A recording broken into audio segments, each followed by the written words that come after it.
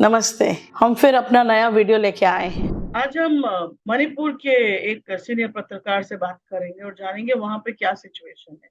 और जो मई 3 को चालू हुआ था वो एथनिक वायलेंस और बहुत ही आर्सन, लॉट ऑफ बर्निंग, बहुत ही सारे चर्च और घर और कई चीजें, प्रॉपर्टीज को जलाया जा चुका है। बहुत ही मात्रा में लोगों को मारा जा रहा है, बहुत सारी डेथ्स हो चुकी है। और ऐसी सिचुएशन में जो कि मिलिट्री सेंट्रल गवर्नमेंट ने भेजी है, फिर भी मणिपुर में शांति का कोई नाम और निशान दिख नहीं रहा है।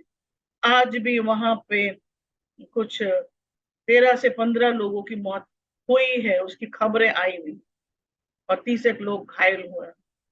तो चलिए हम मणिपुर के वरिष्ठ पत्रकार निंगुल हंगहाल से बात करते हैं। So I would like to ask you, just tell me a little bit about the history. Why is this kind of violence happening there? And what do you think? How can peace come back to the state? There has always been a dichotomy or the tension between tribals and non-tribals, but it never escalated to this extent. This scale of violence is very shocking also. Of course, there has been insurgency, conflicts for many years, but the insurgency problems have improved a lot in the recent years. But this happened in the recent years, and after this violence, I also came to hear about this extremist radical group, the Arambai, Meitei Lipun and all. So they seems to be mobilizing themselves, radicalizing the youth in the past for about 5-6 years. For example, Arambai, they say they have started their organization since 2005. So these are recent groups, so to say. And there has been conflict, inter-ethnic conflicts also in the past, like the Kukinaga conflict or the Meitei Hindu, Muslim, Pangal conflicts also. But those were not into this scale of violence. Regarding the recent happenings, the tension also was building up in the last few years regarding forest survey, regarding eviction, and also the recent scheduled tribe demand by the Métis, which has gained momentum. So all this has attracted or draw the attention of the tribals. They reacted, like for example, the forest survey. They have evicted many villages, and under the survey, many villages have come under reserve forest, which the tribals feel that it is their own land and they have the right to live there. They are not encroachers. And for the past years, this recent years, under the government, they seems to be aggressively trying to make this forest survey, and the youths taking active part in forest survey, reserve forest survey, going for pilgrimage, saying that those are holy places. So there is some tension simmering in that on this issue. And recently, the High Court, Manipur High Court, gave a recommendation that the state government should take up the scheduled tribe demand for the Métis, that they should recommend to the central government to give ST status to the Métis.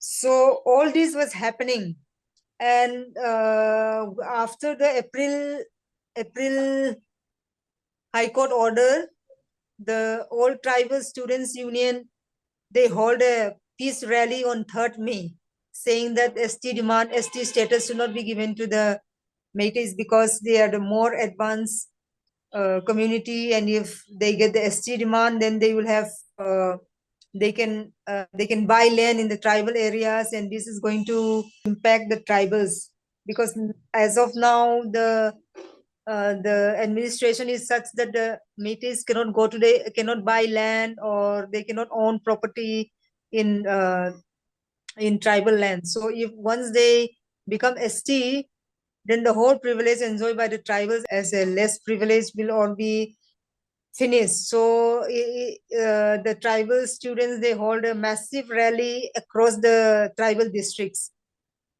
And these did not go down very well with the Métis again. So they reacted, especially in Churachandpur. So on 3rd May, there is this road blockade along the Imphal-Churachandpur road.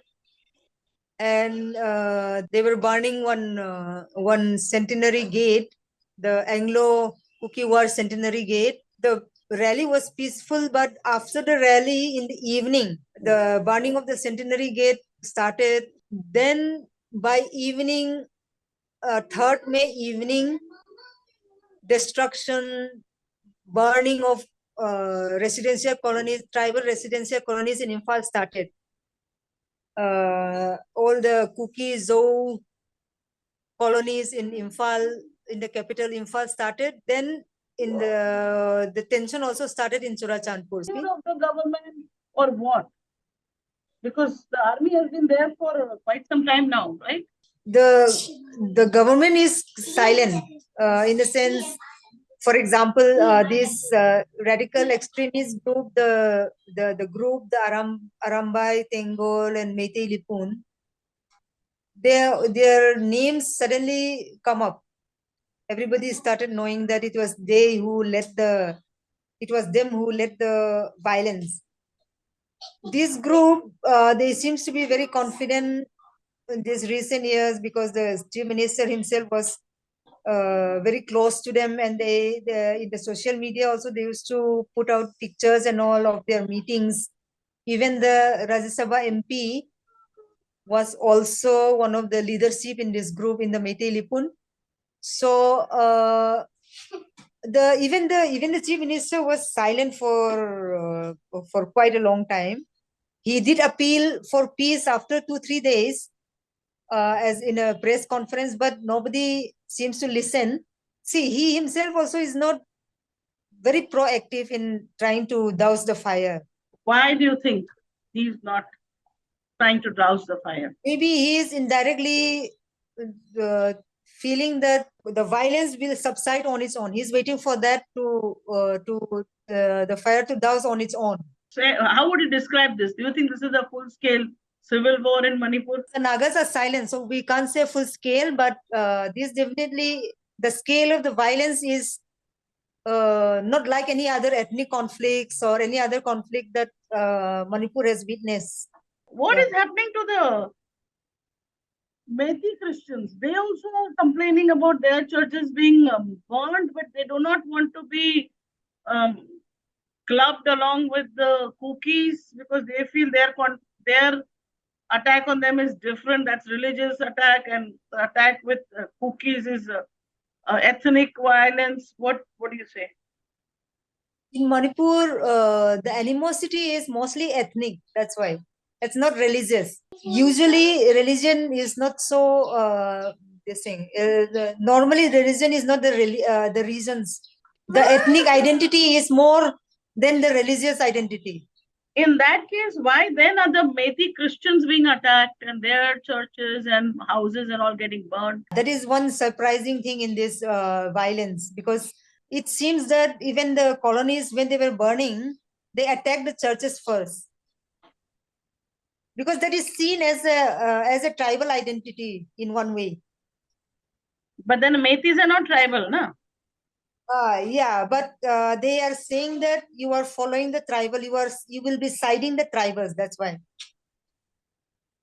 Okay, so they are accusing them. They are apprehensive that they will be with the tribals. They will side the tribals. That's why the religion of Christianity is considered the tribal religion. So how do you think peace can be established in Manipur? See, the most important is the state government, especially the chief minister, because even this peace committee is set up, nobody is willing to be part of that peace committee set up. because the chief minister was there, part of that. Especially the Kukizou community, they are saying that the chief minister should not be part of the peace committee member. And even the Métis are also saying that they don't want to be, the members did not want to be part of the committee, and they were not consulted. And also, and even the MLAs have come out strongly against the chief minister. One of the Kuki MLA, he was very vocal about his leadership. And yeah, it is very obvious that the state government's failure, especially under the leadership of the present chief minister. Even the MLAs who are BJP ruling party MLAs also have no confidence in the chief minister, though the chief minister himself is from the Especially the Kuki BJP. MLAs are saying that. Yeah, the Kuki MLAs are saying that. So what do you think is the way forward? If the chief minister had been proactive in trying to appeal, if he had come out personally and say that we should stop and that there should be dialogue, as a chief minister, as the head of the state, obviously people will listen to him, especially the Métis. For the Métis, he is their leader. He is very much their leader. So he has a big role in that. The accusation has come from several quarters. But you as a journalist, what is your take on this? Why do you think he's not trying to keep the, because right now his reputation, his chief minister itself is under attack. So why would he not, kind of do everything to get peace in the land? This scale of violence is happening, and the ethnic tension is so strong. And the ethnic tension is so strong, and if he stepped down, for example, on moral ground, then it will touch so many people, no? Like, for example, I have experienced one ethnic violence in Churachandpur. I mean, that is more of a communal violence, ethnic brothers. The chief minister was W. Nimpamacha Singh. That was in 1997. Okay. The chief minister played a big role in maintaining and bringing peace during that time. He himself went to Churachandpur. He personally visited the places. He dialogued with the two warring groups. Right now, the current chief minister has not gone to Churachandpur? No. Or any other places where there's conflict? Because, yeah, under his chief ministership, all this forest survey, aggressively pushing the forest survey and pushing the eviction. Why is forest survey such a contentious issue? Because many villages, even in the town area, villages even in the town area comes under the reserve forest. And people were just going there and making a survey, the forest officials. And there is a knee-jerk reaction from the tribals also, no? Because in the land holding system is little different in tribal areas. For example, the village chiefs are the main authority in the tribal areas. So if they had consulted the village chief, or if there has been consultations and awareness and taking confidence, no? If he had taken confidence of the tribals, then things would not have been so bad. Illegal migration from the Myanmar and Bangladesh. From Myanmar. And Bangladesh. Is it only the illegal migration only by Kukis or everyone else also? Those people, like for example, the coup happened in Myanmar. So mostly those who flee Myanmar are from Chin state and Sagang division. So they are ethnic tribes. Obviously, they will come to their ethnic brothers on the Indian side, not the Métis. But the Métis are also there, but not in large scale. The Métis are mostly in the interior part of Myanmar. Those who flee to India are mostly these border states, Myanmar border states, Chin states, Sagang division. So they happen to be Chin Kuki. There is a truth in what they are saying, that there is illegal migration. There is border movement happens since generation. There are 16-kilometer free movement also, especially in More. People come, people go. Our side also go. for business, basically business, but they did not settle. Some of maybe a minuscule percentage may be living in More. Possibilities there, a few families maybe, but not to the extent that they will encroach the Manipur area and live here. Started to get this thing. What about the accusation that they are into poppy farming? That also has come out in recent years, saying that the Kukis are poppy cultivators, all this. So that is how tension started. Yeah, poppy cultivation is massively done in the recent years. Earlier years, it was not so large scale, but from Myanmar border areas, remote areas, it seems it is increasing. The area that they cultivate seems to be increasing. No doubt about it. There is poppy cultivation, but not only the Kukis or the tribal areas, in the border remote areas, even the Naga areas also in that sense. Okay, so this is like a problem of everyone in the state. Last, you had also were The saying tribal something areas. about, you were also saying that the Metis are also funding poppy cultivation. See, cultivation is happening in the hill area, okay, in the hill area, remote area, which is inhabited by tribal areas. They are cultivating, they are cultivators, so to say. And these land areas are under village chiefs, community land, village chief. So, but where did it go? It will obviously come to Imphal, no? It is a network. It is not happening in isolation. There is a network of drug cartels, drug illegal business, but it is not limited to only one community. Everybody is networking. Someone will be planting, someone will be buying the produce, someone will be taking it to the factory. Final product may be going somewhere. How do you think peace can be restored? A huge responsibility lies on the chief minister. Either the 60 MLAs do something, either they remove the chief minister, or the possibility is if there can be a president rule and the center government properly takes up the law and order situation in the state. There is already the army there. What is the army doing then? Yeah. The army, see, for the army to be in an ethnic conflict is also quite a difficult position for them also, no? They have to understand what it is, how things are. Suppose they cannot be everywhere, for example. So wherever, sometimes one village in one district, there is suddenly some burning.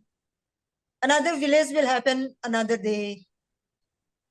So it also quite difficult for the army to this thing. It is not like that anti-insurgency operation also, no? It's not a counter-insurgency work. It is an ethnic war. So it seems to be quite difficult for the army also. And since the state government is there, maybe there is some complexities too.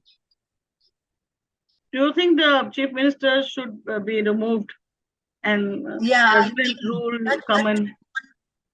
Yeah, that can be one. And president rule can be one. Yeah, I said that. That should the chief minister be removed and president rule imposed? Yeah. And the central government should really take proactive action in Manipur, because when the home minister was planning to come, people were really hopeful. Everybody was welcoming him, including the Métis and the tribals. Everybody was welcoming his visit. So if the central government really sincerely take initiative, things will improve. Why do you think are the Metis Christians being attacked? Because the Christianity is seen as a tribal religion. So they can't go with the cookies, and now they're having problem with their own ethnic people. Yeah, So that obviously. puts them in a very difficult position. They are in a very difficult position. That is why they say that don't include our list of our church in that FIR. So they are not planning to complain against it if they don't put them in Yeah. their FIR, or they want a Yeah. different FIR. I think they don't want to be going along with the cookie. Even if they have to do, they'll do it on their own. But their ethnic identity is more than their religious identity. Yeah. How many people do you think have been displaced from there? According to my understanding, it is around 50,000. You yourself have moved out of Imphal, yes? Yes. Because right now, because the surrounding areas are also affected, nearby our houses. Plus, there is no internet. We can't work even if we go down to Imphal. So the situation is like that. So there is no way that because I cannot go to Imphal also right now. Since I belong to the Kukizou community, for me, it is impossible to go because especially from Churachandpur, that Tedim line is also worse affected. So there is a helicopter service from Churachandpur to Imphal. The situation is such that the inter-district communication is through helicopter. Right. Thank you for talking and explaining the situation. It is quite bad there.